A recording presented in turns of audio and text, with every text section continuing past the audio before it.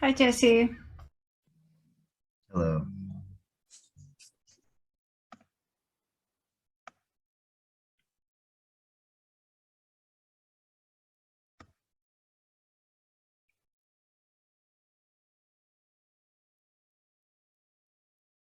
All right, Stephen. It seems like the influx of people has slowed down. I don't see anyone new joining right now. I'll keep admitting people, but if you want to get started whenever you're ready, you can go ahead. Awesome, sounds good. Well, welcome in everyone. My name is Stephen. I'm the president of the Russian Club. I'd like to welcome you all to today's teach-in. We have Dr. Jesse Odell from our Russian department. He has a PhD in Slavic, East European, and Eurasian languages and cultures, and is a specialist in post-Soviet Russian and Ukrainian culture. And he's going to give a short presentation about the crisis in Ukraine, followed by an open forum Q&A. So thank you all for coming, and without further ado, I'll go ahead and hand it over to him. So, Dr. Odell. Thank you so much, Stephen. I appreciate it.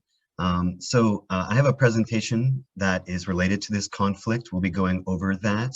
I also want to spend a few minutes after that presentation talking a little bit about more unique and specific perspectives, particularly from those in Ukraine and in Russia, or those who are from those places. I know that there are some members in this meeting right now who have histories associated with those places, and I'm very much looking forward to your questions, your thoughts, your input after the presentation. So let's get started, and I'll share the screen now for our presentation.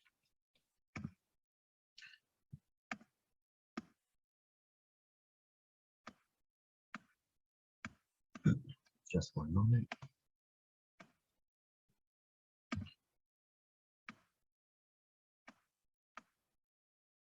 All right, so today I'm going to be talking about the cultural and geopolitical foundations of the Russia-Ukraine conflict. As you can see, this presentation is supported by the CSULB Russian Club and the Department of Romance, German, Russian Languages and Literatures. I'll spend about 20 to 30 minutes speaking on the topic, and then we'll have a long Q&A thereafter that will last as long as people are interested in continuing the conversation. This presentation is primarily fact-based. There will be no pictures of casualties or war images. I'm sure for those of you who follow this conflict that you are absolutely overwhelmed with such images. So I'm going to do my best to stick to the facts and to present perspectives from each of the areas involved in this conflict. I'm going to start first with a history of the relationship between Russia and Ukraine. I'll talk about the imperial, Soviet, and post-Soviet relationship.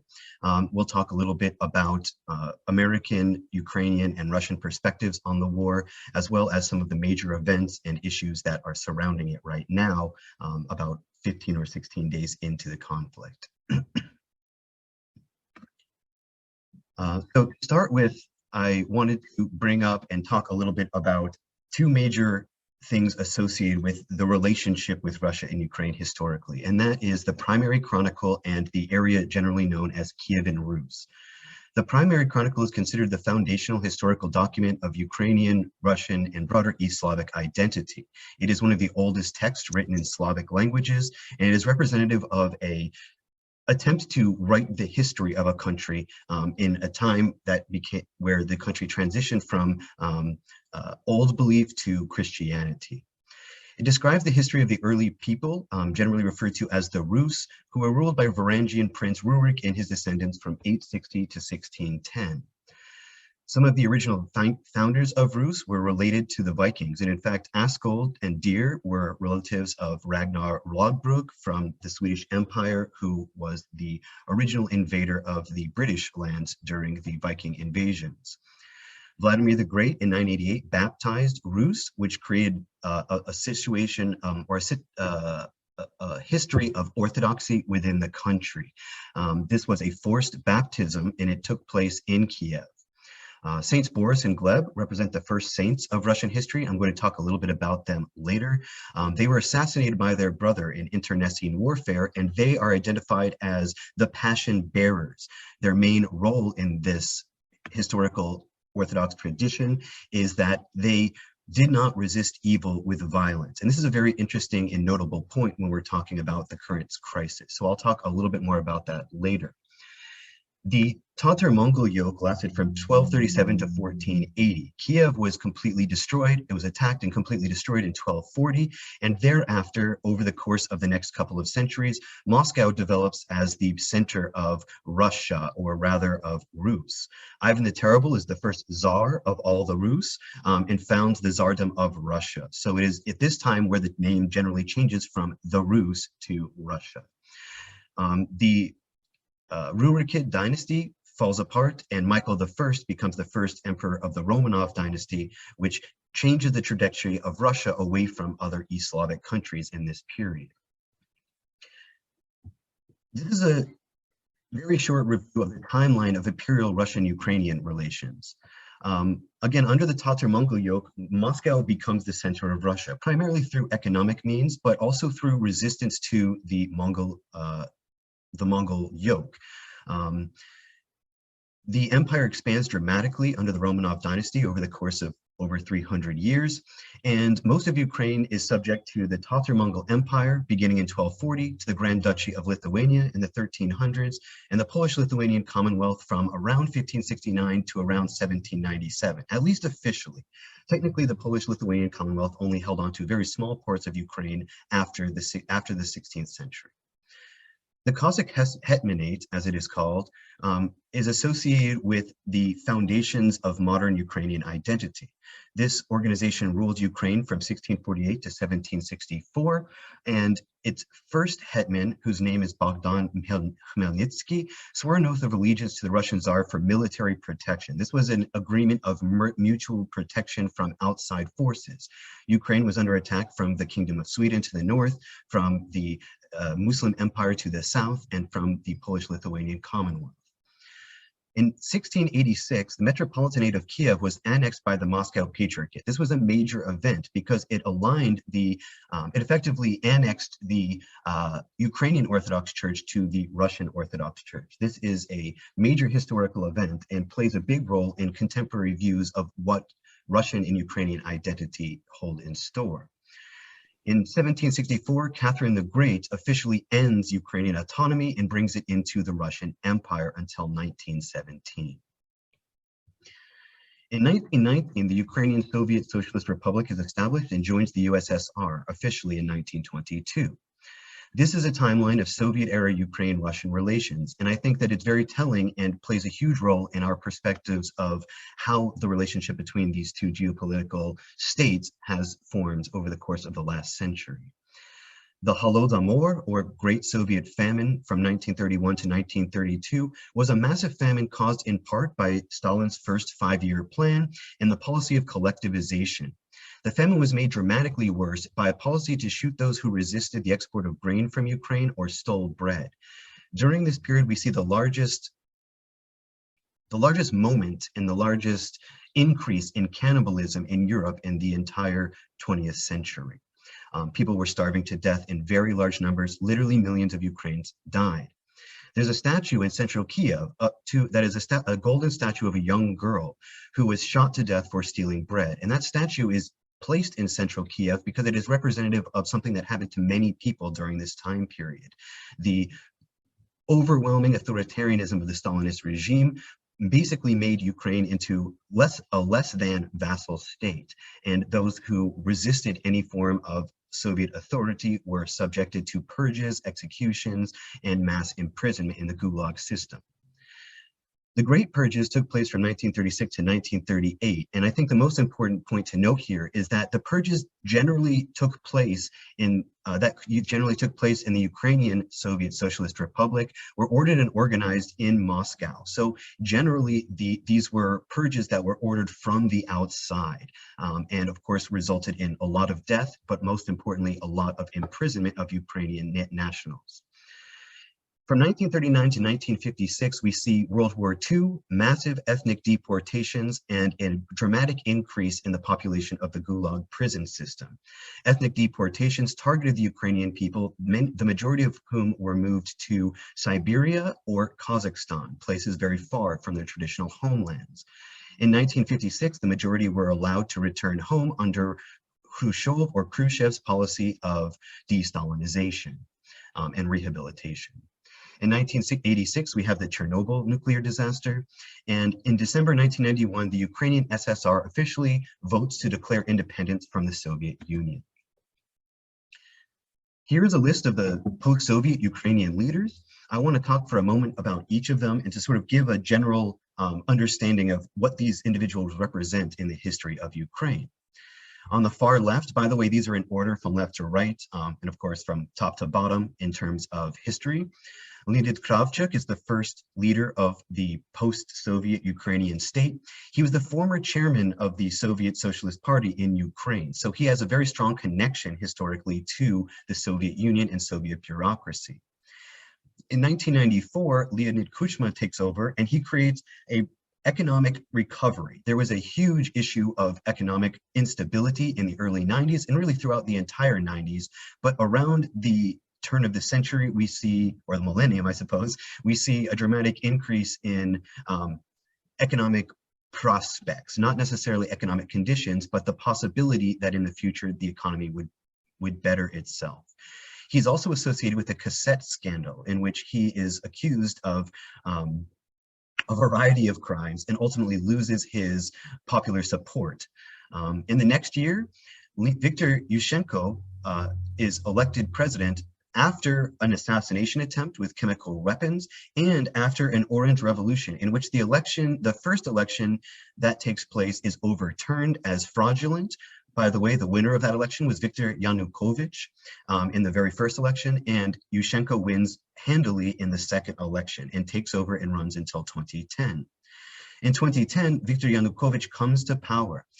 This inspires, in 2013, the Euromaidan and, of course, his ultimate exile. Viktor Yanukovych is seen as a Russian-leaning politician. Of course, his exile or his retreat from Ukraine was into Russia.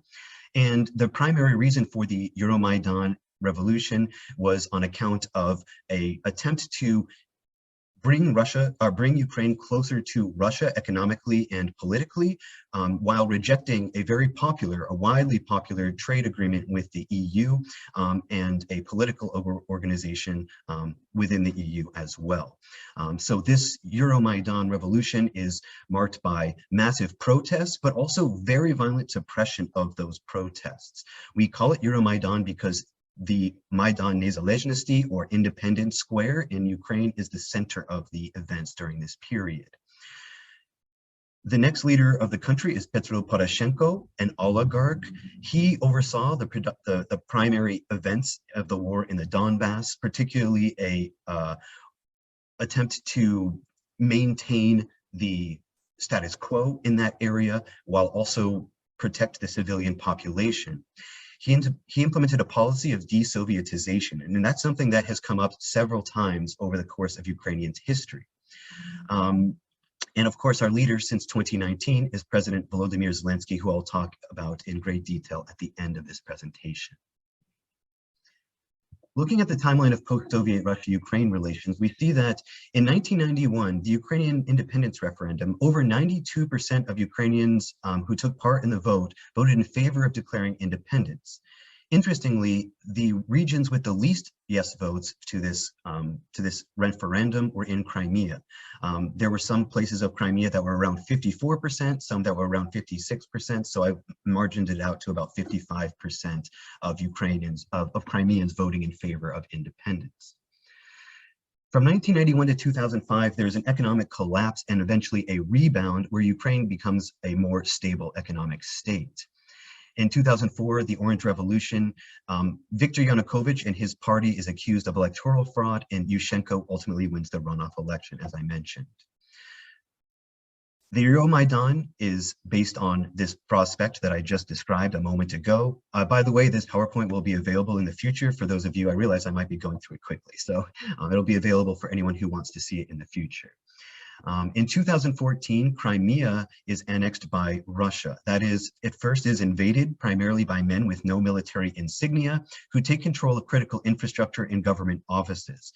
After this initial invasion, we see a referendum take place in which the majority of Crimeans vote to become an annexed portion of Russia. It is interesting to note that this was done under the oversight of these military figures who did not wear insignia and who did not declare themselves as Russians even at the time. So the question over whether or not that vote was fair, I think, is a very important one. So the war in the Donbass is going on since 2014. There have been well over 10,000 casualties in this war, predominantly of military personnel, but also civilians. This is based on this concept of Russian hybrid warfare, which has been used in other post-Soviet states since the fall of the Soviet Union. And this was an attempt to destabilize industrial centers of Eastern Ukraine and to eventually annex those regions into Russia as well. This is, of course, a perspective in that we are not certain if that is exactly the intent, but most Western analysts see that as the ultimate goal. Pro-Russian separatists declare independent states, the Donetsk People's Republic and Luhansk People's Republic, and align with Russia. The Russian special military operation begins on February 24th, 2022, and this is the primary issue that we're discussing today. This presentation, or this slide, is on ideological foundations of contemporary Ukrainian identity. Now, this is only one theory of this form of identity, but it's one that I personally view as very logical and rational, and that I think can help us to better understand the situation. We have a very strong conflict of perspectives on the historical relationship between Russia and Rus, between Kiev and Moscow. There are four primary schools in Ukraine: the Russophile, Sovietophile, Eastern Slavic, and Ukrainophile schools. The Ukrainophile school is by far the largest and has become dominant ever since the late 1990s. And in reality, it has been the dominant ideological foundation of virtually every regime since the reign of Yanukovych. The Ukrainophile school promotes an identity that is mutually exclusive of Russia, and it has come to dominate in educational systems, security forces, national symbols, and monuments. There was an attempt to make Ukraine the official language of the country. There has been policies that encourage the use of Ukrainian on state television and radio and other media rather than Russian, which was a dominant language within Ukraine, at least in the Soviet period. The East Slavic school is an eclectic compromise between the Ukrainophiles and Russophiles and generally represents the centrist perspective in Ukraine.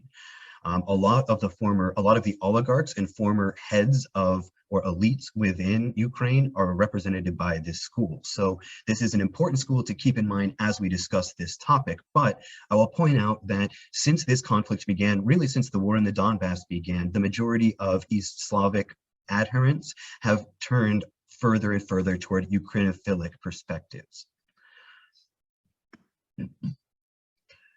So we're going to look for just a moment now at a few of the official perspectives. We have Russian perspective, official perspectives from the Russian Federation, from the West, from the most recent US intelligence report, and of course from Ukraine itself. This, I think, is one of the most important things about this presentation, because most Westerners are incapable of either reading in Russian or of finding legitimate sources of news in Russia. The majority of non-state television channels and news sources have been shut down in Russia since this war began. And the official state line has been something that the government is forcing all news organizations to push, with the sort of stick being that if they do not follow these rules, that they can suffer prison time or be taken off the air. So Russian President Vladimir Putin announced on February 24th that in response to a request by the heads of the Donbass republics, he had made a decision to carry out a special military operation in Ukraine in order to protect people who have been suffering from abuse and genocide by the Kiev regime for 8 years. The Russian leader stressed that Moscow had no plans of occupying Ukrainian territories, and the operation was aimed at demilitarizing and denazifying Ukraine. Again, this is the official state line of Russia. In no way am I supporting this position. I'm simply reading to you, this is a quote from the TASS news media agency. When clarifying the developments unfolding, the Russian Defense Ministry reassured that Russian troops are not targeting Ukrainian cities, but are limited to surgical striking and incapacitating Ukrainian military infrastructure. There are no threats whatsoever to the civilian population. Again, the official line of Russia. This is absolutely incorrect, right? I think it is fairly obvious to any observer from the West at this point that cities absolutely are being targeted, that the civilian population is absolutely in danger. But this is what's being reported in news. This same quote that I've put up on the screen here is in virtually every Russian news article reporting on this situation right now. I've chosen two quotes from The Guardian to sort of illustrate some Western perspectives here, and I think that in general this is a good reflection of the official Western position. In an essay last summer, Putin claimed Ukraine and Russia were one people, and Zelensky has argued the Kremlin's ultimate goal is the erasure of Ukraine as an independent sovereign state. That includes its language, people, and culture suppressed during previous eras of Russification. Putin deliberately frames his operation in Ukraine in the same way that the United States has framed its own regime change operations in Kosovo, Iraq, and Libya, charging that Ukraine has committed human rights violations and is a terrorist state. For good measure, Putin throws in the ludicrous assertion that Ukraine is fascist. These are transparent fig leaves for what is nothing more than a war of brute imperialism.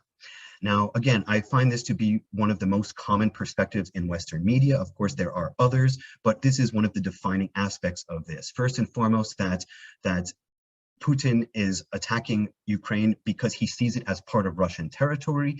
And second, that this is that the official justifications for the war are in nothing more than a facade.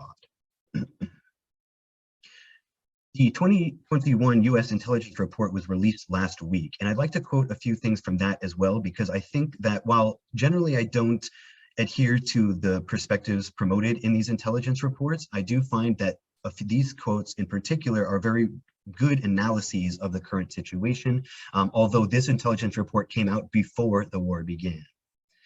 The first point here is that Russia does not want a direct conflict with the U.S. forces. Russia seeks an accommodation with the United States on mutual non-interference in both countries' domestic affairs and U.S. recognition of Russia's claimed sphere of influence over much of the former Soviet Union.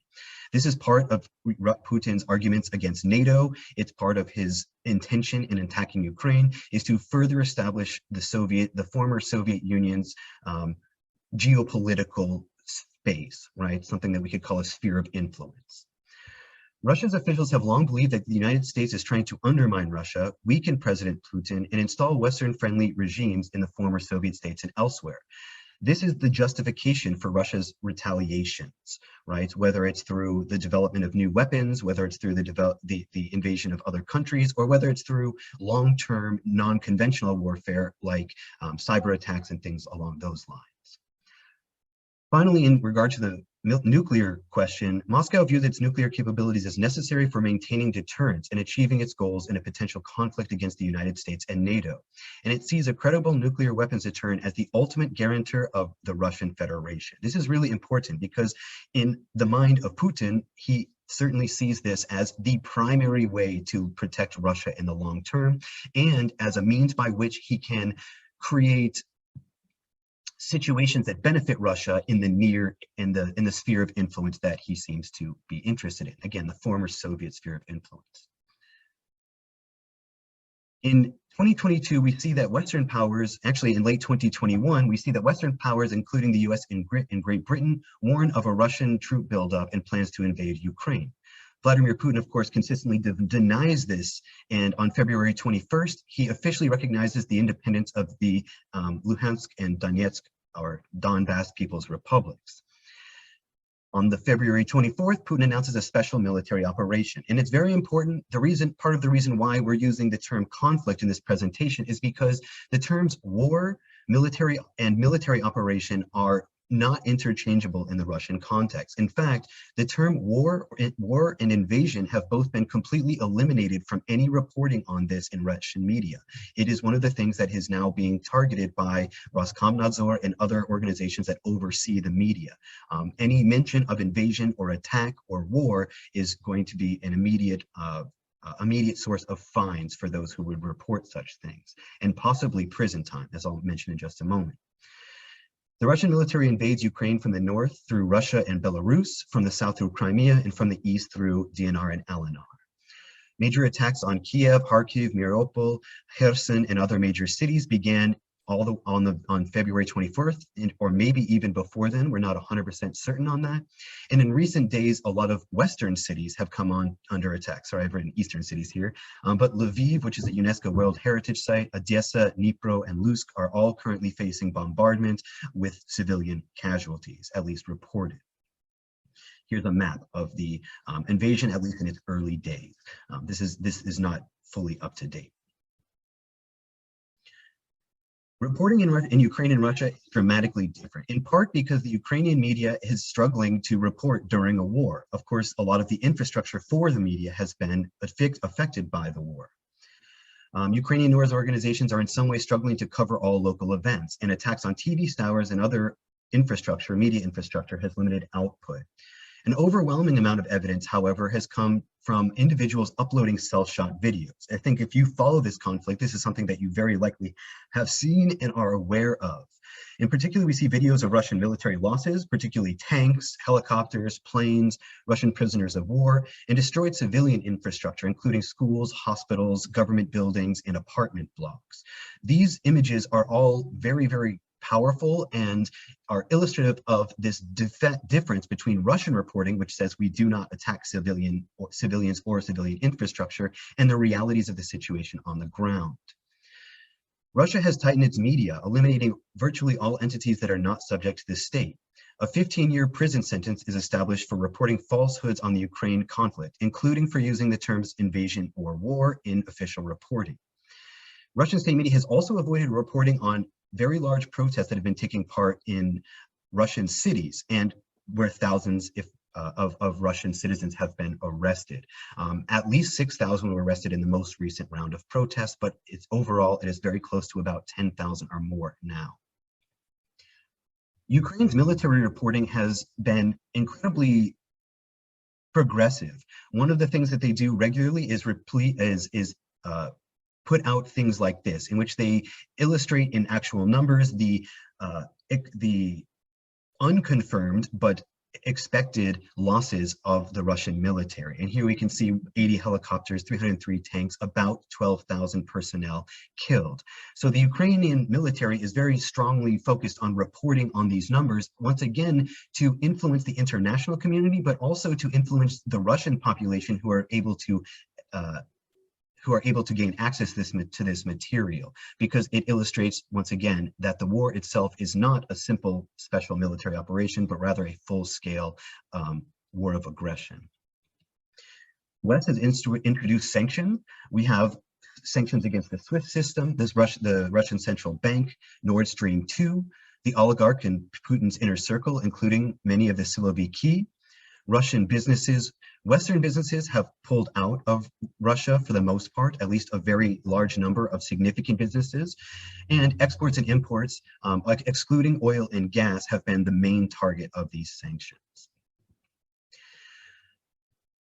There is a very big interest, particularly in the West, to find evidence of Russian war crimes right now. Now, this has been something that began at the very beginning of the conflict, but has picked up significant steam in the past week or so. Examples of alleged war crimes for which there is already video evidence include shelling of civilian populations and infrastructure, attacks on non-military targets, particularly water and power sources, seizure of nuclear reactors, including the Chernobyl nuclear reactor and Zaporizhia reactor, which is the largest in Europe, and thermobaric munitions and chemical warfare, for which there is some evidence of at least the former rather than the latter. The final slide I have here is on Volodymyr Zelensky, and I think that there's I could talk about this individual for the next 5 hours. He is an incredibly influential figure within this conflict, perhaps the most significant personality, and his attitude and his statesmanship during this conflict has been an incredible boon to foreign support and domestic morale. I would rather perhaps hear more of your perspectives on Zelensky and what you've seen in the media about him, whether it's his addressing of the American Congress or the British Parliament or the UN or the EU. I would love to hear your perspectives, but I think that with this individual in charge, that we have a very, very different situation than perhaps what Russia might have expected when this invasion began. All right, so I'm going to stop sharing the PowerPoint for now. Once again, it will be available in the future for anyone who'd like to see it. And I will simply talk for a moment about my relationship with those in Russia and Ukraine and how it is viewed from a specific perspective of, I suppose, people my age and my generation. I have a number of friends in both Kiev and in Moscow and in various other cities of Ukraine and in Russia. And for every single person I've spoken to has said that they are against this war. I don't know if this is representative of the broader population. It's very anecdotal to a certain extent because I'm talking about a very specific demographic. But of all of the people I've spoken to, they are very much against the war. And in particular, they are also in Russia suffering heavily from the sanctions. I think the Putin regime has attempted to brush off the sanctions and suggest that it would not have a big impact on the economy. But there is a very large exodus out of Russia right now, particularly out of the large city centers like Moscow and St. Petersburg into areas like Yerevan, Tbilisi, and Istanbul. And we also see a very tight restriction on Russian banks and on individuals being able to access their own bank accounts. Again, I could talk about this for a lot longer, but I feel that it's definitely time to hear other perspectives and start the Q&A. Please, if anyone would like to ask questions, I would love to hear them.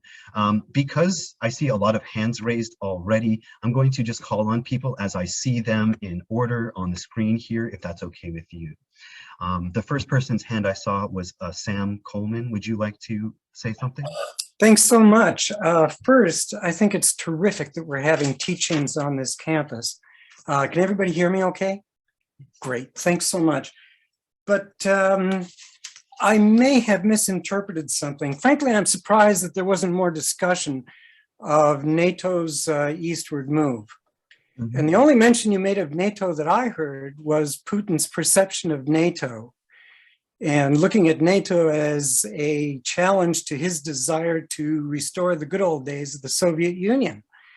I mean, we've got people like George Kennan, perhaps one of the foremost experts on the Soviet Union and Russia, and a Cold Warrior himself, saying very early that eastward expansion of NATO would be the worst foreign policy mistake in post-war American history. Could you comment on that? Yes, and I'm actually glad you brought up that quote, because that quote, I think, has been circulating very broadly recently. I mean, I'm not a particularly a specialist in politics, but I certainly will say that at least in the mind of the Russian leadership, it is on account of NATO's eastward expansion that we have a justification for the war. I think that without that consistent expansion towards the east, particularly into former Soviet sphere of influence, is incredibly important to the reasons the war is happening. I think both Russians and Ukrainians were surprised by the fact that the war began in the first place because of the fact that Ukraine did not see itself as opposed to Russia. They were not part of NATO, they were not part of the EU, and in general, while they were moving closer and closer to that direction, it's incredibly unlikely that it would have joined either within the next decade. So the question of eastward expansion, I think, is very important, and I think it should be talked about more. On the other hand, that is not something that I can comment on in very great detail. So I hope that perhaps others can address that issue. Perhaps you can yourself, Sam. That would be great. Thank you very much. Because it wasn't just George Kennan. I mean, I never thought I'd agree with Tom Friedman. You know? But there's also Peter Van Buren, Andrew Basovich, and they have contextualized this very much on the ground. Now, the problem is that we could be interpreted as siding with Putin, which we in no way are. I mean, the guy is just so incredibly ham-fisted. I think he thinks he'll treat this place like he treated Chechnya, you know? But I know there are other great questions coming along, and I want to hear them myself, but I also hope we can talk about how the stage was set when the Soviet Union fell and that country experienced a stupendous economic crisis that, frankly, the West didn't do any help to ameliorate. that what you get are a bunch of University of Chicago economists, the same people who were giving advice to Augusto Pinochet, talking with oligarchs who said, gee, we need our own Pinochet, a real tough guy who will speak up for investment. And you know who they ended up with? Putin. Thank you. Yes, thank you. I think perhaps just as important as the questions and answers is perspectives that we might hear from those related to the country itself, either in Ukraine or outside. And I know that there are several of those here. Chelsea invited someone to this particular meeting, Chelsea Inthavong, and if you wouldn't mind introducing your friend, I would greatly appreciate it, Chelsea. Hi everyone, sorry I'm at work right now, break. I'd like to introduce Irina Gorlosh, who is one of the managers at Go Camp, which is a nonprofit organization that focuses on helping the Ukrainian children learn English and various languages. Irina, if you'd like to speak.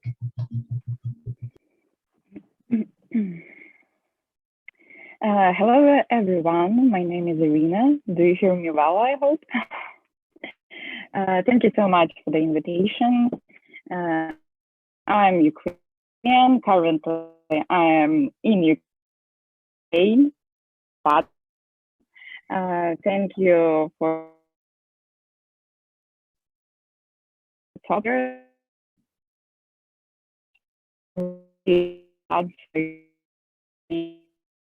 And I can share with all the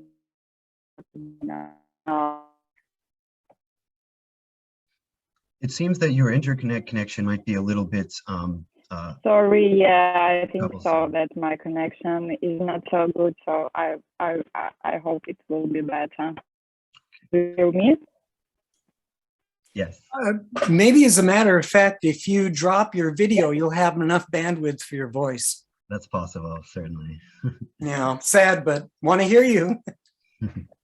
Okay, great. So I stopped the video, but I can talk, maybe it will be better.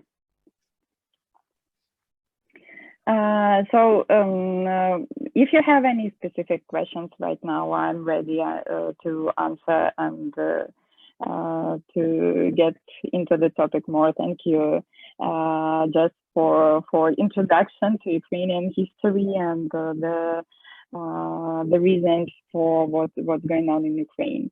Now we are sure what's going on. It's tragedy and disaster for Ukrainian people and for its historical event, what's going on now for the whole globe. We think so. So yeah, it's hard to talk. So I would be grateful if you can just ask what you are interested in. Certainly.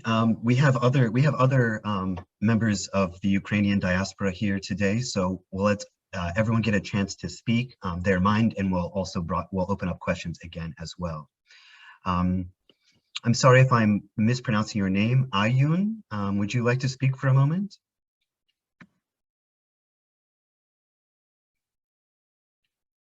Or perhaps Alicia Del Campo, if you'd like to introduce her. Hi.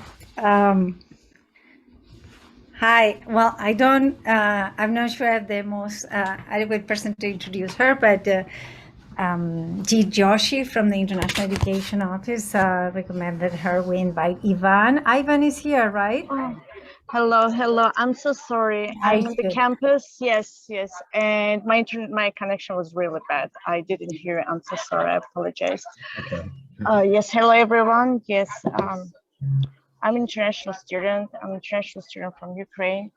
My name is Agil Gusainova, and I'm also going through a challenging time because unbelievable that after, it all happened again in 2014 and it's coming back, and it's keep rotating. Like every 5 years, every 6 years, we have that issue coming up. These diplomatic tensions with Ukraine. Well, I'm coming from the almost eastern part of Ukraine. I was born in Dnipropetrovsk,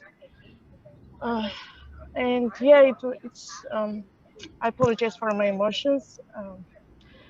It just I can't imagine what I will see when I go back to my country, because it's devastating, and whatever we have been building up for centuries, I'm sure it's just like completely destroyed.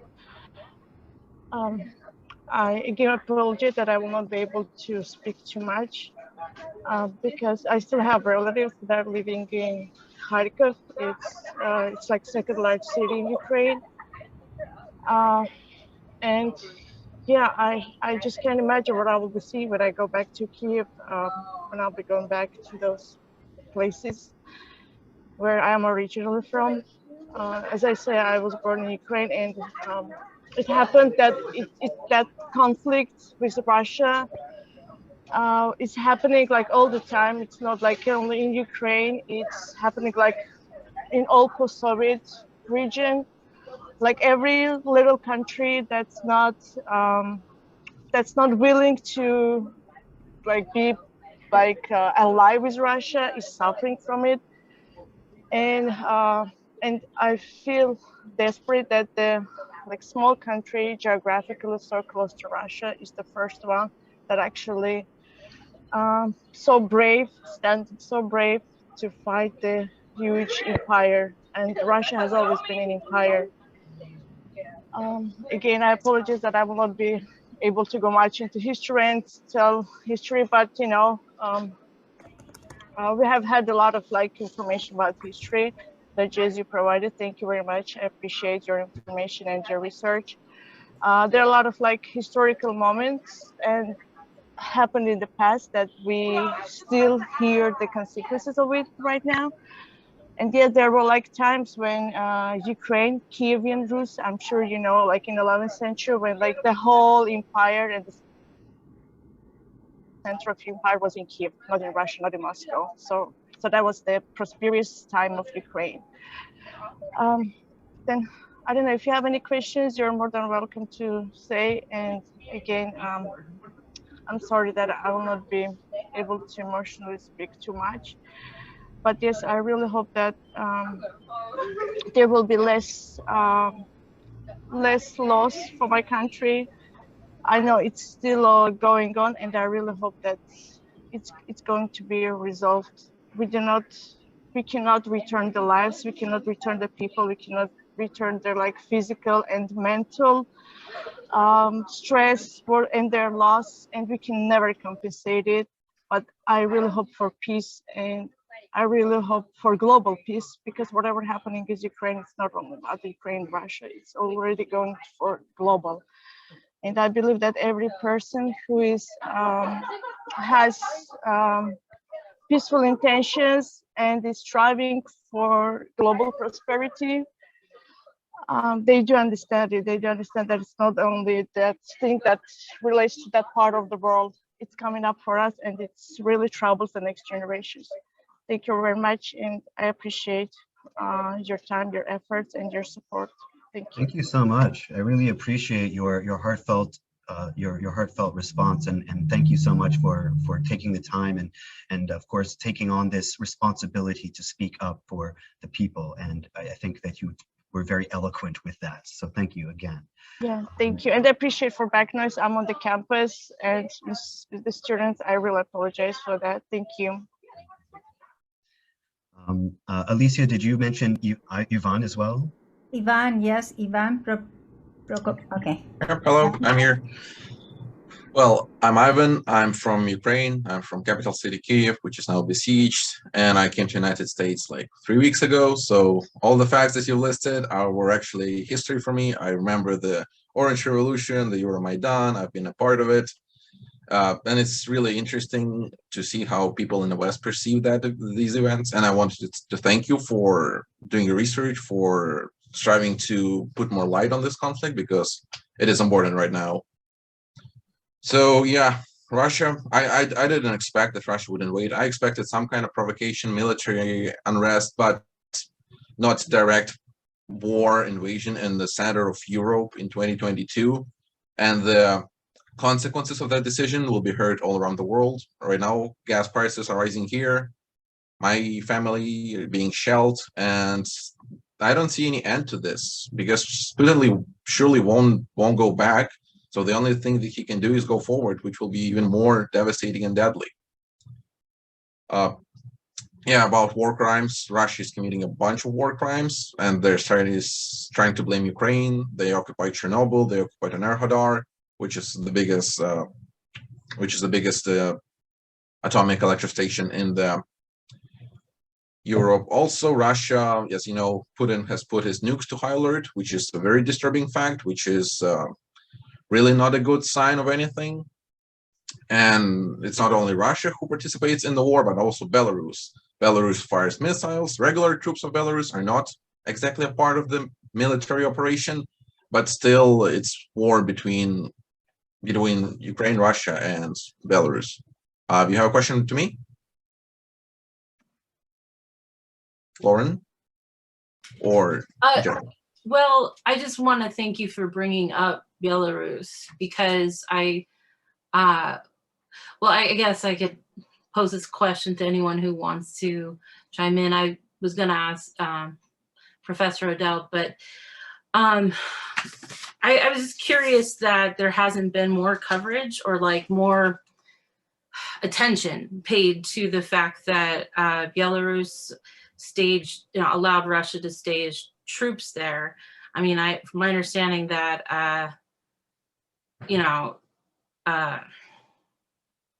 the prime minister is sympathetic and has in one way or another received assistance from Putin. I'm thinking of I think I have this right, the journalist who was flown back to that country for speaking out against the government. But my question here is for anyone who has input, like, how do you see Belarus's role in this conflict and in Putin's ambitions? Because, I mean, clearly, they allowed the troops to go there. Well, I can answer that question because I have some friends from Belarus, from people that I know.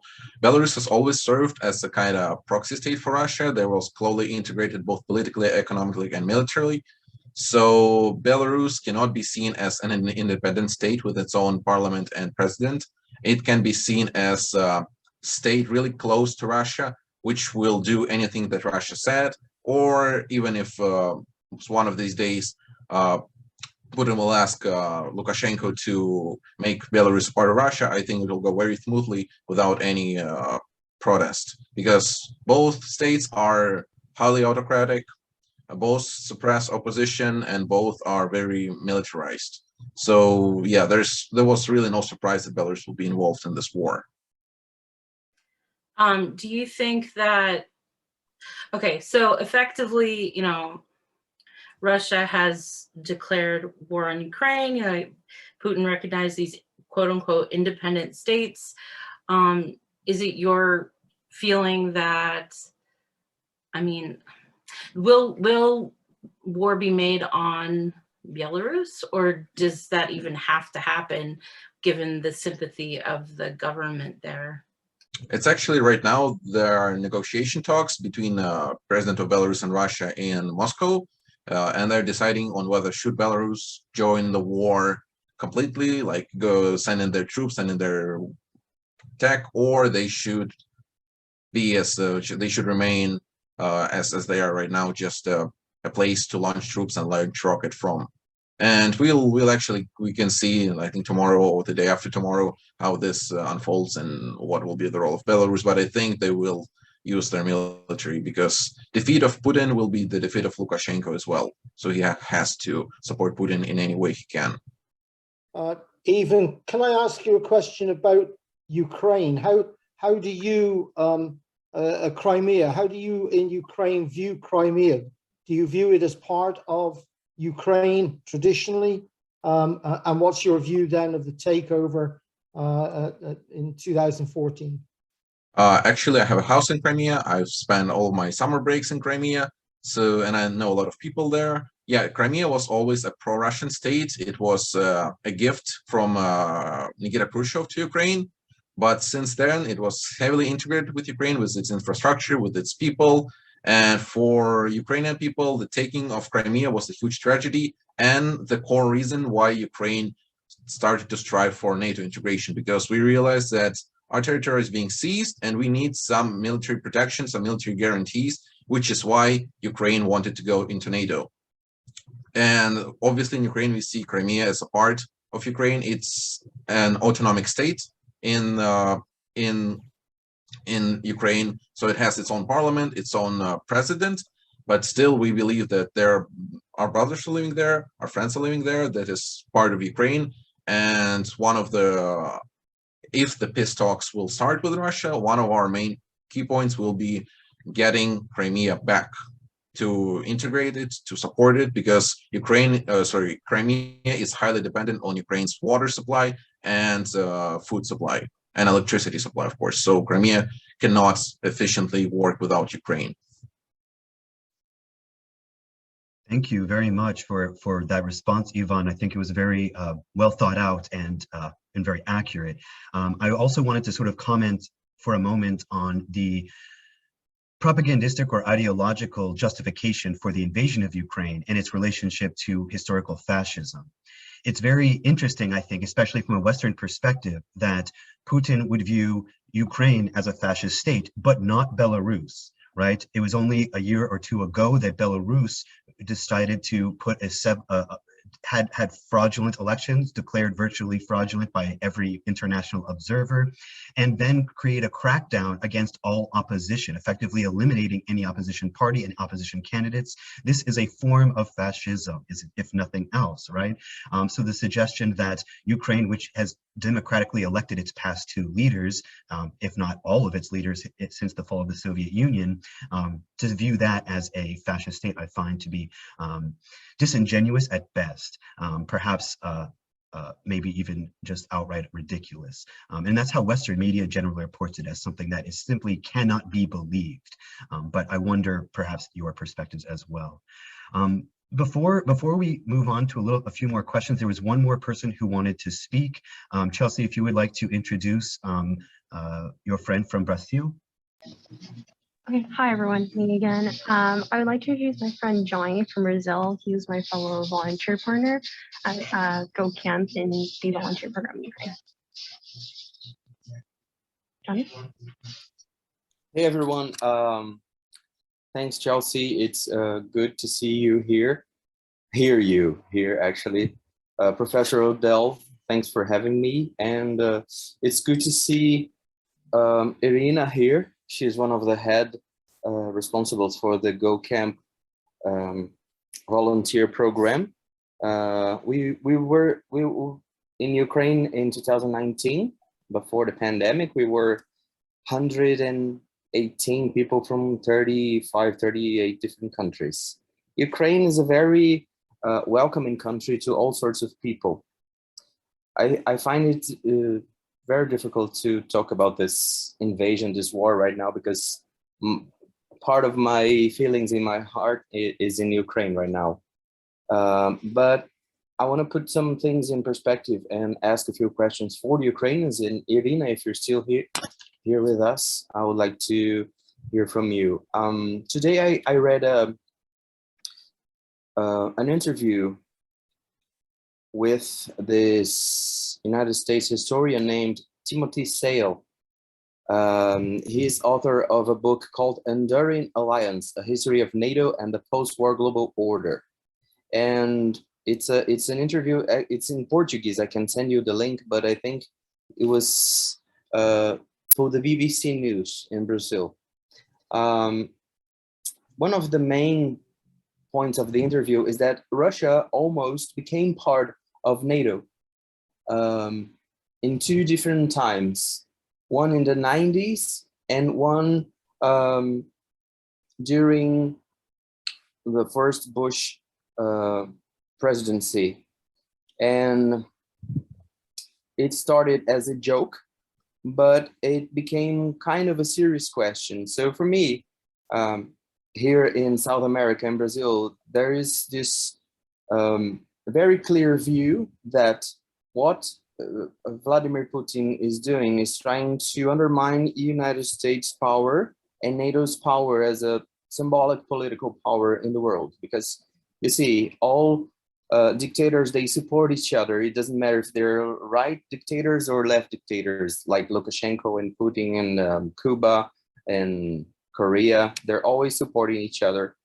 And my question specifically is, for the Ukrainians, what they think it's going to happen, what they think what's going to become, because as Ivan said, Putin is not going to go back and go backwards with his plan. But what is his plan? His plan is not to destroy or take over all Ukraine, because the Ukrainians won't allow that.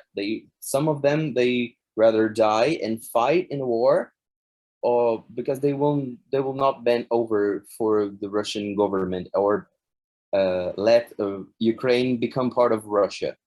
So they think this is going to end soon. They're going to split Ukraine like they did in Germany after the Second World War, like the West and East Germany. I would like to hear from you. Thank you. I'm not sure if you're asking to hear from me or from Ivan. From everyone. I would love to hear anyone's perspective who would like to share on that particular question. Is that what is the end game here, whether through the eyes of Putin or any other perspective on the ultimate end game of this conflict? I can share my perspective if you want. Thank you. My perspective is that Ukrainians are a highly willed nation and they all live under subjugation. And so the scenario with East and West Ukraine is impossible, because even in Kharkiv, which is the most Russian-speaking city, everyone there speaks Russian, there's little percentage of Ukrainian language. Still, the city is fighting ferociously for its independence and freedom. Same with Mariupol, which is almost on a borderline with Russia. The only really pro-Russian cities are Donetsk and Luhansk, which are occupied by Russian forces, been occupied for almost 8 years. So the scenario of Ukraine being occupied in any way, I see impossible. The only thing that may happen is Putin will take over and install some really harsh control methods like concentration camp to just influence fear and paranoia and distrust. But I think that is an extreme scenario which won't really stand. And so, as I said before, the end game is really vague here. No one really knows what Putin will do, because if he loses, and he loses right now, because according to his plan, Kiev should be taken in 3 days. Now it's almost 2 weeks, and still the air superiority is not established by neither side. The casualties are not known, and Putin, I think, right now, and not really Putin, but his advisors, because they have to either tell the Putin that, oh, everything's not going to plan, or to complete this military operation. So ideally, in my point of view, the sanctions, the pressure on Russia, the pressure on Russian population, that their brothers, their sons and husbands are dying, that will move them to replace Putin or even his closest friends, closest allies. But in terms of Ukraine will fight till the very end, because we're fighting for our land. We're not fighting on borderlines. We have nowhere to go, nowhere to retreat. But again, scenario with Ukraine being divided or occupied is highly unlikely and will result in mass human casualties.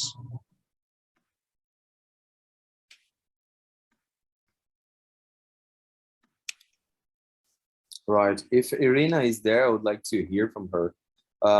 Another little detail.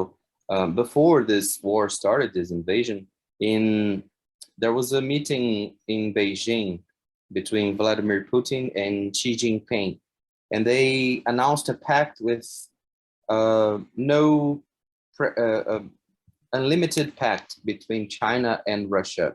I still think that they're using Ukraine to undermine NATO's power and the United States power, symbolic power in the world, because I think this war will spread, has already spread in Belarus and other former Soviet countries, but I don't think he's trying to reestablish or restore the the Soviet countries. I just think he's provoking, and he's bending the, you know, the tree. I just wanted to mention that if we're going to view this as a conflict between NATO and Russia, which I think is a fair way to frame it, that if Putin's goal was in any way to weaken NATO, that this has certainly backfired on him. Countries that for long periods of time have refused and been obstinate in their refusal of joining NATO, particularly Finland and Sweden and many others actually at this point, are now fast-tracking attempts to join NATO as an aspect of self-defense. So if the long-term goal was to undermine NATO in any way, I would argue that it's had almost the exact opposite effect because of this current situation. That's my personal take on it. Chris, would you like to speak? Chris Karajev?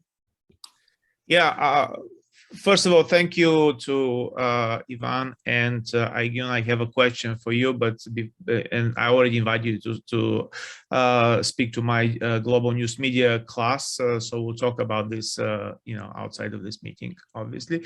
But to respond to Sam, if I may, Sam, it was never about NATO.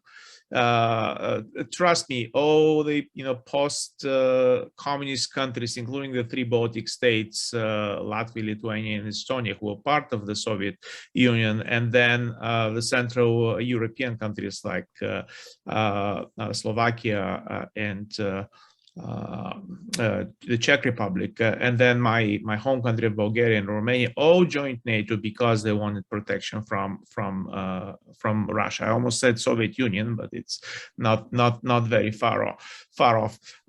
If anything, Putin has to fear the European Union's inclusion of Ukraine, and Ukraine becoming an actually model for his own citizens, which by far it is not. Obviously, Ukraine has not been a terribly successful country on many accounts. Has had ups and downs, but there is a tendency to go in one direction.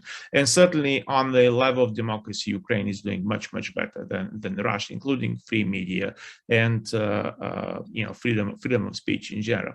Which leads me to my question, which I would like Ivan and you maybe to take, since I'm a almost native speaker of Russian. Russian is my second language, so I indulge myself every now and then, for as long as I can stand it, to watch Russian television. Several of the major TV channels, which is the primary news media in Russia. There is virtually no other widely available media at the moment, and even before that was the 78% or 80% of the population were getting their information from state-owned TV. The level of propaganda, the level of creating a parallel reality is unbelievable.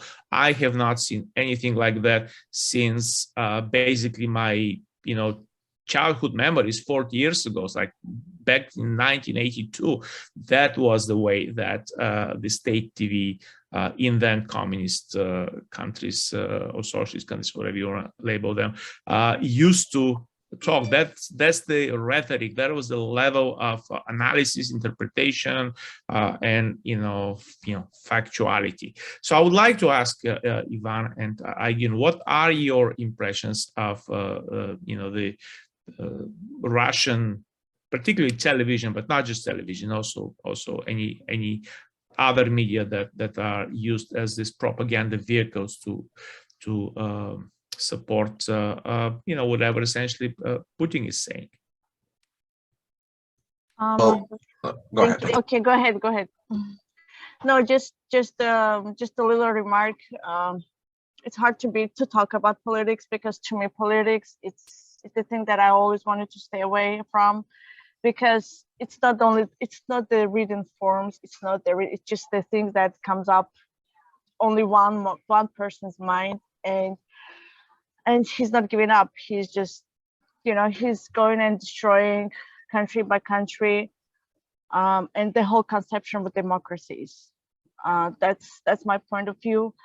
And yes, I mean, and Putin, that's what happens in his mind, and he's bringing his ideas into life, and that's what expected from him. I mean, he needs to justify his actions to his people, to his population, to that poor country, like why he's doing it. I'm sure the people inside in Russia and all the Russians there also cannot figure out like what the background is standing there, and whatever he's having a brainwashing politics towards his people, that's also showing like how much he lies. And yeah, he needs to, as I say, justify his actions to his people, like why he's keeps having wars and keeps pulling down his country, pulling down the freedom of his country and his own people. And it's so hard to call him a leader, and because it's not a leadership. It's not about being the president and taking lives of his people rather and taking life of other people as well. Like I'm particularly talking about Ukraine currently, but his politics is already clear. I don't know if you've been observing the politics like on the whole post-Soviet scale, like the whole geography, like every little country is suffering. It's going through the same procedure. You're either obedient to Russia and then somehow like a piece like Kazakhstan, like Belarus. Other than that, you don't have an option. You will go through war with Russia, and you don't have an option of living a secure and safe life. I don't know if I answered correctly or to point your question. But I don't know what to expect, because it's that all actions are just unpredictable to me right now. Yes, he was planning to finish, like Putin was planning to finish up the war like in 3 days, and now he's making it look like the whole country, like Ukraine, is just protecting and dying just because of Zelensky, just because of his national background, which I find so I don't know, to me just so funny and ridiculous and doesn't make sense. So that's how he's showing, like bringing up this Nazi thing about the Jewish again, like dividing and ruling. You say divide and rule, right? That was in Roman Empire time. And he relies a lot on negative marketing and like making the most values that humanistic values that we so much appreciate and cherish. He just dismantles all those. I think, yeah, Ivan would be the best now to talk about it, and going back to like a bit of political things. Yeah, thank you. Thank you. Ivan, if you'd like to say something, certainly. Yeah, I have a real life example actually. I'm half Russian. My whole mother's line is from Russia, from Moscow, from Ural Mountains. And my mother actually had a fight with her cousin because her cousin started to say like, oh, you're all Nazis, we're all liberating you, like the collateral damage is okay, like we're killing all the Nazis. And I'm fascinated and both scared by how the propaganda can turn a really educated person with views into a machine that thinks that invading our country, other countries for whatever purpose is okay, that killing is and violence is acceptable way of resolving any situation. And yeah, it just fascinates me. And certainly propaganda works at its best, as it did in Nazi Germany. Same processes, same slogans are in Russia, that enemies are unworthy of life, that they're Nazis, that they're actually liberating Ukraine from Nazi occupation and NATO, and they don't even care that our president is Jewish and former president is also Jewish, and our oligarchs are Jewish and Tatar, which are both minorities. And they say that Russian language is being oppressed, which is completely lie. All my family speaks Russian. I spoke Russian from the day I was born till now. All of my friends speaks Russian, and we're in Kiev. And they say that, oh, it's oppressed because Ukrainian language is main one, and it's logical that in Ukrainian country, the Ukrainian language should be the one to be utilized in government, in basically in all government but in personal life, Russian language is no way oppressed. So yeah, I'm scared by the effect that propaganda might have on human brain. I think it's worthwhile to note also that in the framing of this concept of Nazism, they've also consistently used the word genocide. And I think that that is perhaps one of the most absurd aspects of this project, particularly because I have friends in Russia who regularly watch state media. And of course, they are intellectuals and generally view it as a propaganda source to a certain extent anyways. But one thing that they mentioned after I had extensive discussions with them is that there had really never been any evidence whatsoever of a genocide taking place. They have been saying it in the news, but provided no video evidence, no evidence, no physical evidence whatsoever that that was even going on. And of course, there are many, many people, thousands, if not millions of people in the Donbass and Luhansk regions who are regularly filming things and have themselves not reported anything along those lines. So the question of genocide and tying that to Nazism, I think both of those things are absolutely absurd. If we want to look into something as a form of genocide, then targeting civilian populations, particularly apartment blocks, hospitals, churches, things like that, which have been going on for the past 2 weeks, would certainly fall closer into that definition than the others. I'm sorry, I've held off for quite a while on allowing Sam, who had his hand raised, to say something. So please, Sam, would you mind?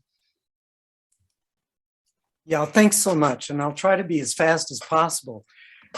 Chris, I thank you for bringing up this issue of EU participation and economic isolation of Russia or inclusion of Russia.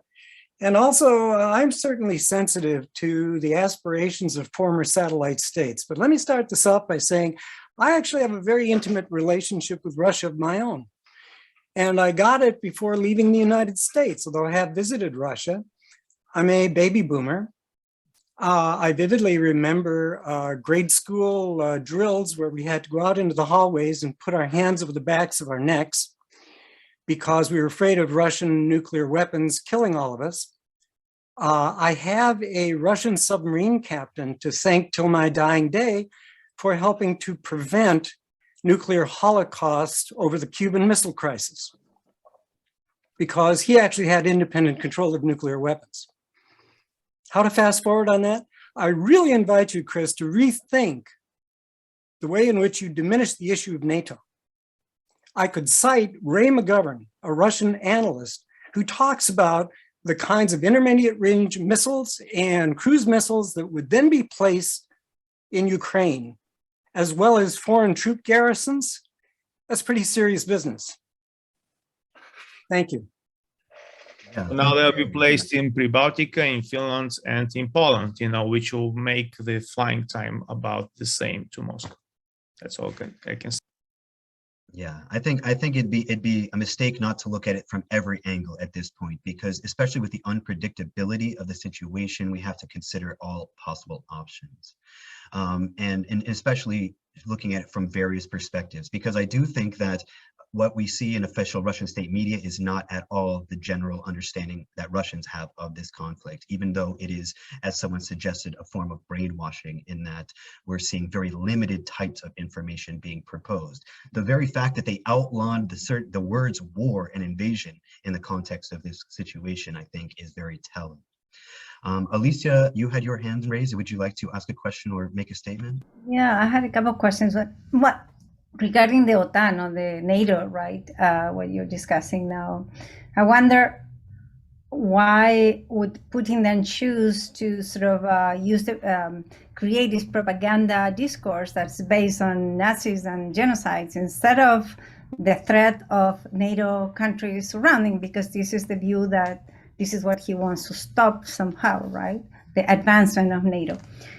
And so I wonder about that. And I also wanted to ask you if anybody knows, because I've heard it in other sources I read or interviews, other positions, this discourse of the supposed neo-Nazis groups that would be, so where that comes from, besides the propaganda, because I understand it sounds outrageous, but there's got to be some level in something that makes it credible for the Russians. That's what I'm saying. And I was wondering, is there any sort of reality base or any part of reality that would have led to that sort of be able to create that myth regarding the emergence of neo-Nazis groups within Ukraine and their region.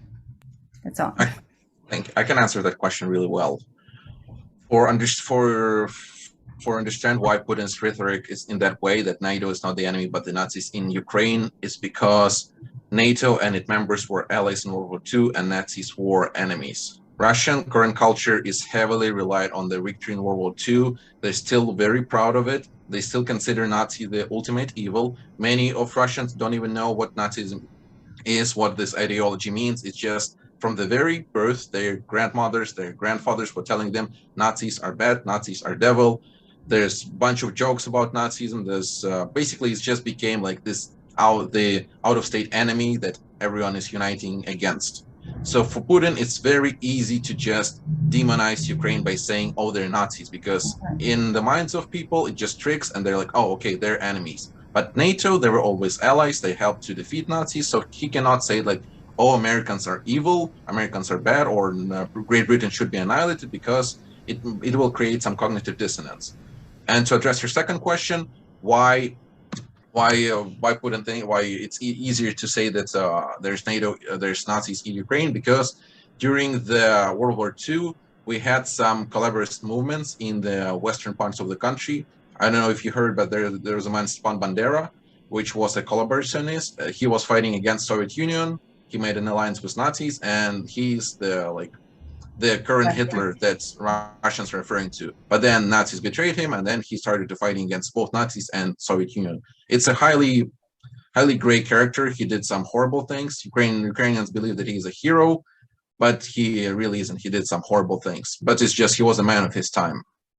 So yeah, and currently, when the Russian aggression started, when the Crimea got annexed, when the war conflict in Donbass began, Ukraine started to translate some heavily anti-Russian messages. And Bandera, he became a kind of an icon of the anti-Russian movement, as Professor Odell said, that East Slavic ideology went to Ukrainophilian ideology. And so that's very convenient to Putin. He calls our tanks Bandera mobiles. He calls our Molotov cocktails Bandera smoothies. So he just found that person, that idea that he can like demonize and attach it to Ukraine. So it's either for his people to hate us. Well, that's pretty much what I have to say about this. Thank you, Ivan. I think that the concept of the banderistas and that being used as a form of propaganda and as a justification as well is incredibly important. If we look at the very basis of original banderista or banderism, we could say that it was pro-independence ideologically. And I think that that's part of the problem, is that yes, they might have assisted the Nazis, and yes, they might have fought against the Soviet Union, but theoretically, banderistas would have fought against the Soviet Union without Nazi support also. They wanted independence, which is something that Ukraine has been striving for hundreds of years. The very basis of this concept then isn't that Bandera is a Nazi, but rather that he is a nationalist independence and someone who's advocates for independence, which I think is a threat to Putinism in a sense, right? Banderism is a threat to Putinism. Thank you so much for that answer. Ronald Lowe, it looks like you have your hand up. Oh, hi. Yeah, thank you for organizing the symposium. I've learned a lot about it.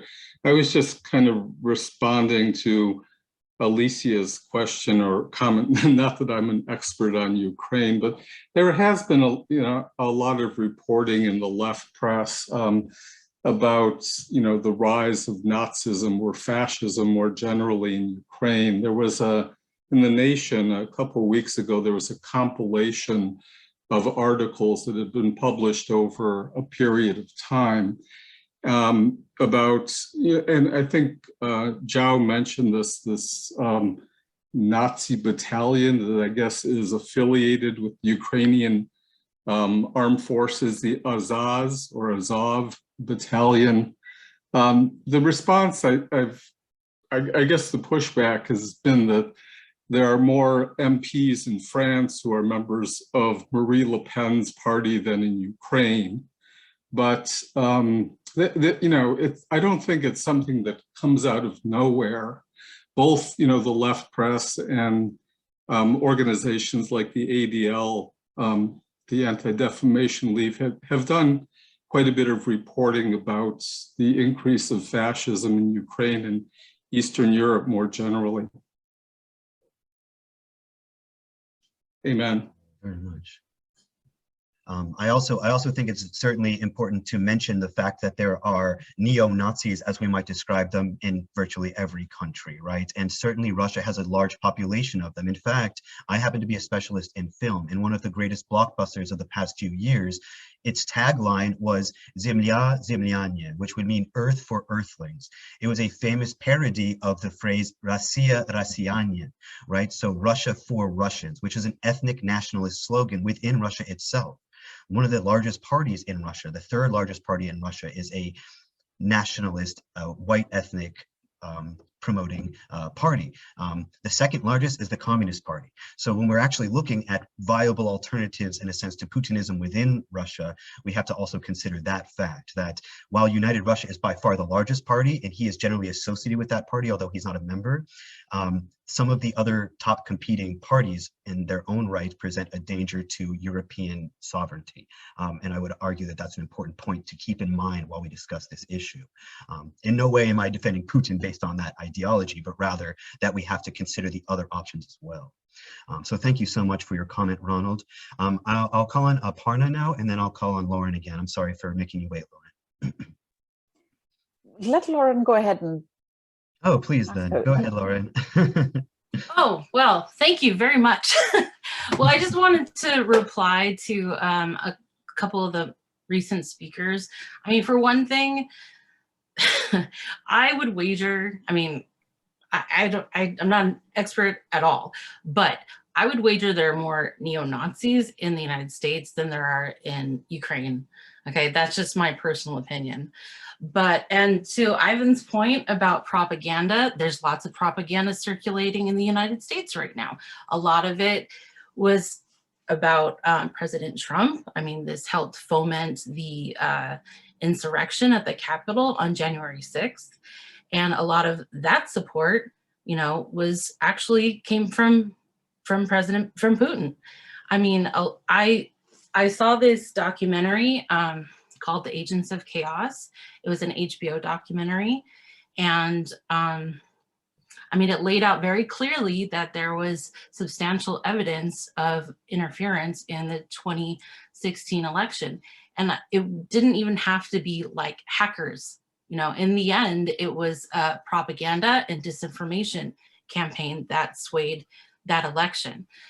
So I just want to say that everyone or anyone anywhere can be susceptible to propaganda.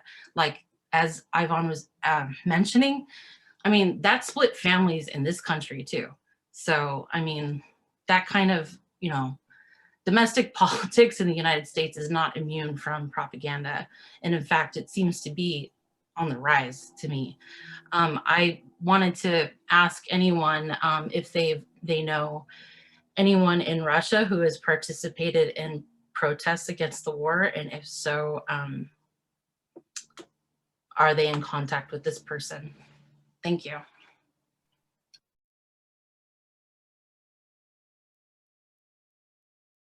I wasn't sure if someone might answer that question. Also, so I'm sorry. If anyone wants to respond to anything I said, feel free, but I just wanted to get that question out there because I don't know how much longer we're going to be in this conversation. So yeah, if anyone wants to respond to what I said, feel free. I think that, so one of my close friends in Russia works in his primary occupation for the past 5 or 6 years has been supporting what we would call parties that were outwardly opposed to United Russia, the sort of central party in Russia that Putin is generally associated with. One of his main jobs was to collect signatures and to promote candidates that would be viewed as what we suppose we would call them here third-party candidates. He has, in this essence, slowed down or stopped doing that entirely since the arrest of Navalny. This process of eliminating the ability for average citizens to express their opinions publicly has been in the making for a very long time. And I would argue that it certainly has picked up in the past 3 or 4 years, and even more so has picked up in the past months and weeks. So to that point, there are people I know who protest, but they won't even outwardly admit that to people over the internet, right? They will keep that play it very close to the chest, because there are laws in place right now that explicitly outlaw that type of behavior and can even land you in actual decade or more of prison time. So I wouldn't even ask some of my close friends if they participated in protests, knowing that some of them did, because of the fact that to even talk about it, even to talk about it with a foreign audience, would be seen as spreading falsities about the war, which carries a 15-year sentence at this point in Russian law. I think that's a really important point as well. Thank you for making that point.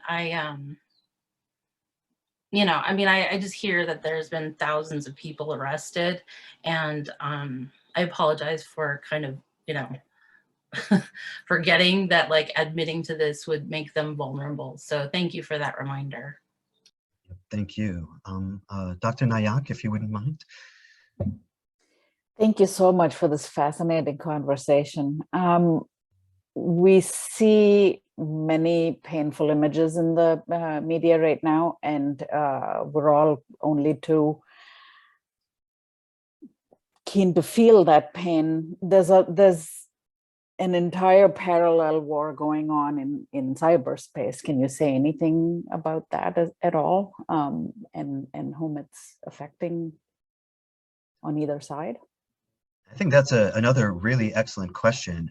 There has certainly been cyber warfare coming from both sides since before the conflict began, at least since the declaration of the independence of the LNR and DNR by Russia. So that would have been on February 21st. So since then, there have been Russian cyber attacks in Ukraine, in former Soviet countries. Again, these are, we generally don't know exactly who performs these attacks because they're very anonymous. But to say from the other perspective that in particular the anonymous hacker collective, which is a very loosely knit collective, has actively targeted Russian infrastructure since that day, since February 21st, and has been doing so consistently since. There are oftentimes reports in the news about it, but as someone who follows hacker culture more specifically and more closely, I can tell you that new events are happening every single day, propelled by this collective against the Russian infrastructure system, both economically, politically. There have been breaches of the FSB, of the GRU, of the NKD, like all of these major organizations that are associated with planning warlike abilities and warlike strategies. So I think it is important that that plays a big role. It's also something that's really hard to analyze in the moment. It's something that usually takes time for us to assess what actually happened, who might have performed these actions, and whether or not someone was simply being opportunistic in the situation, or where they were actively attacking either Ukraine or Russia or some other country. So I think that's an important thing to keep in mind, because the anonymous collective, while it has recently been promoting itself as a very humanitarian and pro-democratic, that has not always been their overall perspective. And I think that because it's an agglomeration of people, it is certainly multivaricated, right? There's a lot of different perspectives there. So I think that's a great question, but I think we might have to wait, a few months or maybe even a year to really fully understand the scope of what's happened in the cyberspace. I can add something to this question. I'm actually a member of IT Army. It's an organization that basically has some, that is controlled by the government, and it targets Russian, as you said, vital infrastructure like FSB sites, like government sites. And every day they're doing the DDoS attacks. They basically they try to interfere with the Russian government machine as much as they can do. So yeah, there's definitely cyber warfare. Russia attacks our sites. They're blocked most of the time. But yeah, as Professor Dell said, only time will show who did it. Certainly Russia and Ukraine are doing it, but whether there are some outside forces on which side are they fighting, it still remain unknown to the most. Thank you. I have one more question, if I may, and this may just be conjecture because we obviously are on this side and don't necessarily know what is really happening on the other side. But what are the chances that there's any serious pushback from the oligarchs to Putin? Because the people are suffering, yes, but they're the small people without very much power. If anybody has any power, it might be the oligarchs, right? And as I said, this is obviously going to be conjecture, but your best guess. I think it's important to keep in mind that in the early 2000s, Putin did his very best and successfully reined in the Russian oligarchs to effectively be subject to the state. In combination with that, ever since 2014, and perhaps even earlier than that, Putin has been gradually pushing oligarchs out of the political structure of the country and replacing them with what we call siloviki. Siloviki would generally refer to former members of the FSB and KGB or intelligence apparatus more broadly. So we can't even necessarily say that the oligarchs themselves are making decisions, even if they wanted to, whether or not they have the power to do so. Some, at least one, has openly stood up and said, I am against this war. But there is immediate backlash to that. And I think that the overwhelming backlash, which is definitely under the surface, we only see what happens officially, is intended to terrify oligarchs and other members of the Siloviki from performing a similar action, right, from outwardly going up against the war. At the same time, it is certainly those members of the oligarchy that are hurt worst by the economic sanctions. They have been exclusively targeted as individuals within the sanctions regime. So it's definitely having a significant effect, and the question of whether or not they will organize or stand up, I think, is an important one. Looking at lessons from Russian history, though, we can look at, for instance, the character of Ivan the Great, or Ivan the Terrible, as he's more properly called. And Ivan the Terrible is someone who also was surrounded by what is called an oprichnina, which is effectively the Siloviki. And he struggled both to keep them in line, but also was on his deathbed effectively betrayed by them. I think that these are lessons from history that can help us better understand the current situation, because I don't think that every oligarch is for every decision Putin makes, but the risk of standing up against Putin is the risk of standing up against a czar, in my mind. And I think that that is important to keep in mind. Maybe someone else has a comment on that question as well. I think it's a very complex topic. Actually, I do. Russian oligarchs, they do not spend their money in Russia. Mm-hmm. So probably there's going to be a time that they're going to step up against Putin, because all their money, all their bank accounts, all their properties are blocked. So they don't have much where to run. Does anybody have any thoughts on like what it would take for the oligarchs to like stand up to Putin? Because I mean, clearly there is danger. Clearly they have much to lose in doing so.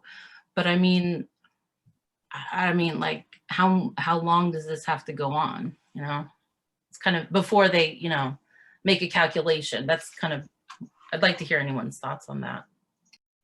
I can say something. I believe it will take time and opportunity. Time for oligarchs to realize that this war won't be over, that sanctions will last long, that they will suffer economically. And opportunity is a mistake of Putin or his weakness or any insurrection that will allow oligarchs to seize his power. So no one knows both of these variables, how long the war gonna last, whether there'll be an opportunity, but I believe oligarchs need that opportunity to be sure that they can overthrow Putin. What does that mean? I don't understand the thinking here. What's an oligarch going to do, right? You're talking about a military or some kind of, violent action. Oligarchs aren't trained to do this. So what exactly is the thinking, right? And Putin, they have their power because Putin gives them power. And this is the danger with autocracies, right? They like the perfect autocrat surrounds himself with people who are, subject to his will, and that includes the military, right? One of the reasons why the Russian military has performed atrociously is because it doesn't, in autocracies, you don't want a strong military leadership that's well integrated and well connected, right? So I really don't see anything good coming out of this, and I don't see, you know, speculation about what oligarchs might or might not do to be particularly useful. Well, you're completely right. Although not the Putin didn't give oligarchs the power, it was mostly the oligarchs that gave Putin power because he was a manager that managed the country. He allowed them to raise their funds, to spread the corruption, and they're very influential. I don't believe that Putin has them in a grip. And the opportunity that I talk about, you're completely right, is military insurrection. For example, there have been some rumors that Russian Minister of Defense Shoigu is planning to overthrow Putin, or they have some conflict with Putin, and I refer to that as an opportunity for some oligarchs to actually support Shoigu, give him weapons, give him opportunity, give him protection, so Shoigu can successfully retake Putin's position. But I don't mean that any oligarchs will directly go against him in military warfare or anything like that. Thank you. I also think it's important to keep in mind that, again, as former director of the FSB and former KGB member, that Putin has a very strong connection with those security apparati. And this is part of a policy that I would argue has some basis in a paranoia against the West and with what we would call a fifth column in Russia, at least in the old Soviet parlance. And I wonder how that might affect reflections on this question of oligarchism. At the same time, at least from my personal perspective, I don't necessarily see the likelihood of oligarchs rising up against Putin. But if they gain support of the common people, and more exclusively, if they gain confidence of the military and that intelligence apparatus, then there's a much better chance. But this is all very prospective, and I would argue optimistic. I think it seems unlikely. I wanted to give Sam a moment since he raised his hand again. Please go ahead. You're muted right now. Sorry about that. I'll try to be as fast as possible. Every time I speak, I'd like to thank you just for this, for organizing this. I mean, I think for what it's worth, next time you need some letters for an RTP committee, we all ought to get together and write some for you. But here, I had a question that I'd sent to Jesse, and that is, you know, we look back in history, and Teddy Roosevelt actually played a very important mediating role in ending the Russo-Japanese War. I'm wondering if anyone sees some kind of senior statesperson on the horizon who might do the same thing. Because meanwhile, the United States isn't going to provide that kind of senior leadership. We've taken a side. And we ourselves, when it comes to wars of choice, we don't have such a hot track record. And meanwhile, some of the people who are really benefiting from this have a lot of stock in Raytheon. So anybody see any Desmond Tutu types or even Jimmy Carter types who might intervene? Thank you. I might just jump in, and maybe there'll be other answers to this question. But from my perspective, the ultimate statesman in this conflict so far has been Zelensky. He has gone above and beyond to show himself to the international community, even under very, very difficult circumstances. He's put himself at risk when he makes these videos, these daily videos, appealing to both the West, but also to his own citizens. These are very statesman-like qualities. And I think that his role in this has been huge, kind of almost impossible to overestimate, because while the overall perspective in Ukraine is certainly anti-invasion and for a pro-sovereignty, I think that Zelensky has been incredibly eloquent in how he has expressed that to the West in terms that we can better understand. And that's part of the reason why I find his role in this to be so important. He spoke before Parliament, before the EU, before the United States Congress. So this reaching out to foreign countries and also being the model of the ideological center in Ukraine is incredibly important. I don't know how, if a speech is going to end this war, right, or anything along those lines. But I do think that that is important. Those are basically speeches in support of Ukraine's position, aren't they? They're not only that, they're of course also informative, right? So there is certainly speeches in that are saying, here's what's going on, and here is what our intent is. But there's also been a lot of calls for, could you help us with this? Could you help us with that? If you can't help us with military, can you help us with supplies? These are negotiation tactics that I think if Zelensky, for instance, had simply said, if you won't give us weapons, we won't take anything from you, which has happened in former wars, then this would be a much different situation we're in right now. His bringing in, collaborating with other powers, I think is the aspect of his statesmanship that is most valuable. Even those partners that don't always truly stand up for Ukraine or for him personally. Again, my perspective. Perhaps someone else has thoughts on that? Chris, please. Yeah, I just wanted to give you a little bit of perspective on how power is exercised in Russia. I know some of you who are following this closely probably have noticed that after Putin's speech on the 21st, the next day he had a conversation with or discussion with his Security Council. And then also with the business leader, the oligarchs, and all this was live on TV. He was asking questions. He even intimidated one of his main security people. All this is done because then it makes them complicit. It's like, think of the Nazis having the Wannsee conference discussing the final solution on the record live on TV. You can't say you were not there. You can say you were against it, and this makes you complicit. This makes it a lot more difficult to go up and resist without any sort of credibility. So this just tells you how, it's in a way, I don't want to use the word brilliant, but it is brilliant, using the modern media to tie everybody so closely that it's very difficult to untangle yourself or untie yourself from this power that you have used to your own benefit, either as a part of the security apparatus, the government, or as part of the this class of oligarchs using all the perks and whatnot. So very, very, very insidious, very, very interesting observation. I'm glad you brought up that video, because that recording of that session, because I think that there's two incredible parallels that Putin very clearly had in mind when creating this situation. First and foremost, in its structure, it looked like a czar calling his nobles to court. It looked like Ivan the Terrible. It looked like Catherine the Great, calling upon people, and then when they expressed an opinion that did not coincide exactly with their own, to effectively shoot them down. The second parallel that I see is with the show trials, a purposeful attempt to promote this ideology, not just in Russia, but around the world. That this video was very widely spread by Russian state media outside of Russia as well.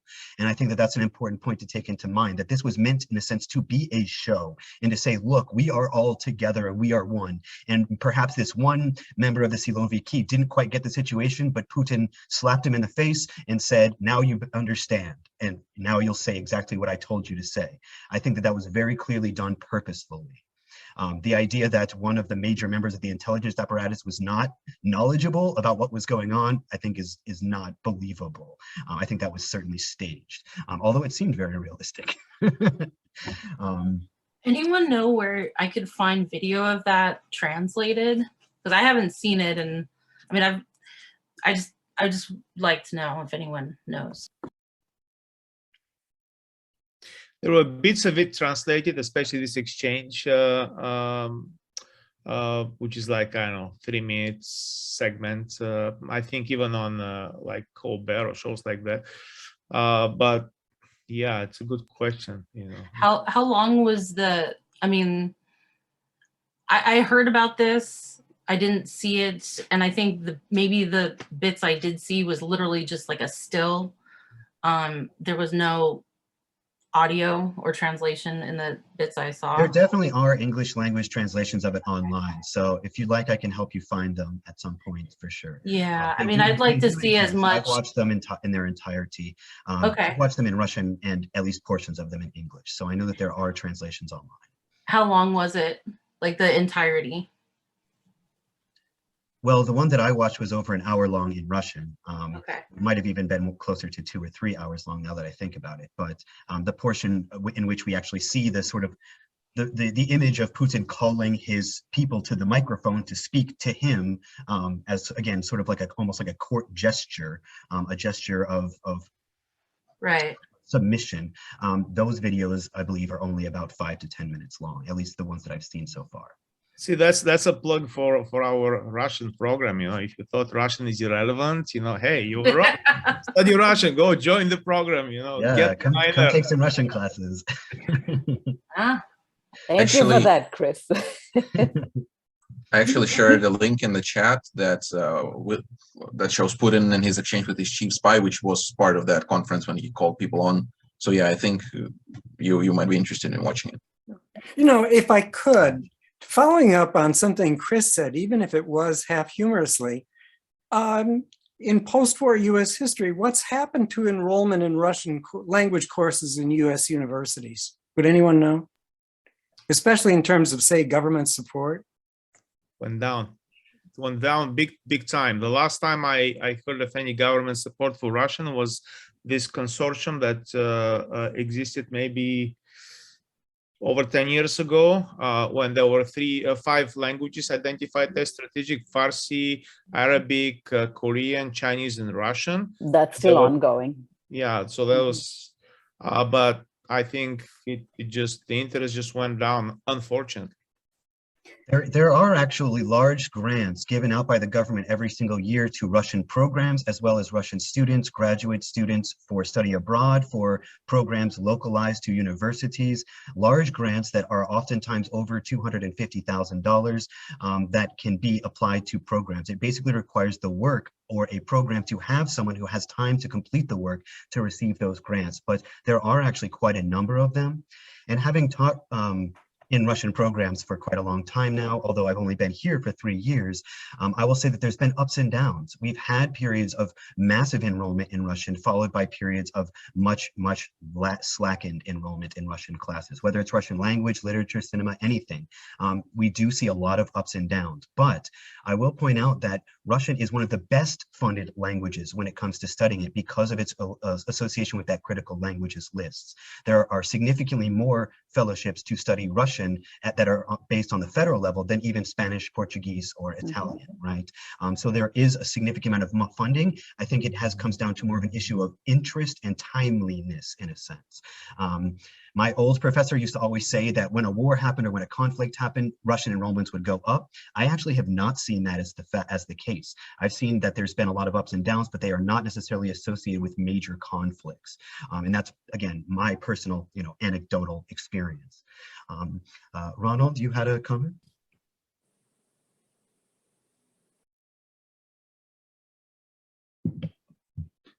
Yeah, I couldn't find my unmute button for a second. It's really a question. It kind of comes from my background as an unreconstructed pacifist, but the only place I've seen any kind of, I guess, third perspective is on KPFK when Amy Goodman occasionally brings on a Ukrainian pacifist who says that one of the causes of the war in the first place was kind of an irresponsible militarization of, that whole region, and then brings in, like Sam said, the arms producers. But I'm wondering if that's, how much gravity or how much, how much that represents the Ukrainian population. From watching the media, it seems like everybody wants as many armaments as they can to fight back against, Russia. But we've also seen some examples of kind of, I don't want to use the term civil disobedience, but Ukrainians, who are unarmed, engaging in, blockades to try and keep the Russians from taking over Chernobyl and other nuclear power plants. What do you think? Is there a kind of a third pacifist or nonviolent response to the situation in Ukraine, which doesn't really see a military solution? There is this ideology, particularly of pacifism and also to a certain extent collaboration, is being promoted by the Russian Orthodox Church right now, for certain. One of my close friends is a Russian Orthodox deacon here in the United States, and even in our American Orthodox Church, there is effectively one of the official lines is we won't talk about this subject, or if we do, then we're going to encourage pacifism. They've brought up those saints, Boris and Gleb, who died by the hands of their brother in assassination and refused to resist evil with violence. That is one of the ideological foundations of early Russian Orthodoxy and Ukrainian Orthodoxy and broader Orthodoxy in Eastern Europe as well. So I don't see that among members of the population at all. I have not seen any aspect or any illustration of, or evidence that is, of pacifists or a large pacifist movement in Ukraine. I have seen pacifists arising and protesting in Russia, right? But not in Ukraine. So I think that's, it's an interesting question, but from my perspective, the majority of people that are staying in the country are there for armed resistance if they are at all able to do that. Again, my personal perspective based on conversations with Russians and Ukrainians. And they view pacifists as collaborators, Russian collaborators. Yes. Mm-hmm. Mm-hmm. All right, well, thanks for the answer. Absolutely. I think if I can throw in some a little bit from like my media perspective or propaganda perspective, if you want. If anything, nothing doing those the ranks of pacifists as much as you know, tanks rolling on your street, and I think that even if there were any pacifists in Ukraine right now, there are not many left, and both figuratively and literally. I mean, it's something that had to be expected, that the Ukrainian population will be radicalized with what happened, and I think there is a large degree of unity and, you know, hate for Russians, real hate. I mean, I'm not going to mince words here. Yes, thank you for sharing that opinion and that perspective. I do agree with it in many ways. I think that we have to look at it, of course, based off of the limited information that we get, and really perhaps maybe the excess of information that we get as well, because there's simply so much information being put online right now about this, and our main source of that information is the internet, right? We're not reading books on this topic because it's happening right now. It's either the news or self-uploaded videos or official proclamations, things like that. So we have to try to parse all of this. And I think it's very hard to do in the moment, but it's also a valuable exercise to do so. That's part of the reason why I put on this, again, with Stephen and Aparna Nayak's help. And I think that it was absolutely a good choice. And I can tell from this incredible attendance that that this was well worth it. I really want to thank Ivan and those others who were willing to speak up and talk about their experiences. Ayun, again, a couple of them have stepped out now, but I want to say thank you so much for speaking for us and for informing us and for expressing your personal perspective. It's incredibly, I'm very, very grateful, and thank you so much. I'm absolutely happy to stick around and answer more questions. I know that some of you may have to go now, but if you'd like to stick around and talk, I will be here. Thank you, Raj, for organizing this. Thank you very much. I appreciate it. It's many things, many things. Thank you so much. It was great teaching and really, really timely and well done. Thanks, Jesse, and thanks to everyone else. Thank you. Yes, I learned a lot. Thank you, Jesse, and everybody else who collaborated. And thank you, Ivan and Ayun. Bye-bye. Jesse, thank you how very can we much, get Alicia. a copy Thank you, of the Jesse. I slide? appreciate your efforts. Welcome. Let us know if you need anything while we're here. We are here. Okay. Take care. Thank you.